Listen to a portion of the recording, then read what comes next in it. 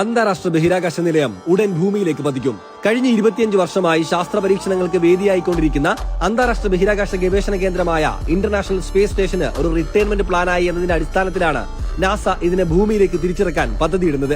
America, Russia, Europe, Japan, Canada തുടങ്ങിയിടങ്ങളിലെ 5 space ഏജൻസികളുടെയും മറ്റ് 15 രാജ്യങ്ങളുടെയും സഹകരണ പദ്ധതിയായ അന്താരാഷ്ട്ര ബഹിരാകാശ നിലയം 7000-ലധികം കോടി രൂപ ചെലവഴിച്ച് ഭൂമിയിൽ ഇടിച്ചിറക്കാനാണ് ഇപ്പോൾ പദ്ധതിയിടുന്നത്. 109 മീറ്റർ വീതിയുള്ള ഏകദേശം ഒരു ഫുട്ബോൾ മൈതാനത്തിന്റെ വലിപ്പമുള്ള ഭീമാകാരമായ ഈ ബഹിരാകാശ നിലയത്തെ ഒരു ബഹിരാകാശ പേടകം ഉപയോഗിച്ച് ഭ്രമണപഥത്തിൽ നിന്നും മാറ്റി പസഫിക് സമുദ്രത്തിലെ പോയിന്റ് നീമോയിൽ തിരിച്ചിറക്കാനാണ് ഇപ്പോൾ ശ്രമിച്ചുകൊണ്ടിരിക്കുന്നത്.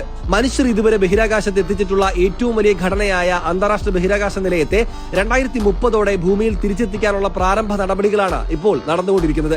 ഓരോ വർഷവും ഏകദേശം 33,000 കോടി രൂപയോളം നാസ ISS-ന് വേണ്ടി ചിലവഴിച്ചുകൊണ്ടിരിക്കുന്നുണ്ട് എന്നതിൽ നിന്ന് നമുക്ക് മനസ്സിലാക്കാം ബഹിരാകാശ നിലയം പരിപാലിക്കാൻ എത്രത്തോളം ശ്രമകരമാണെന്ന്.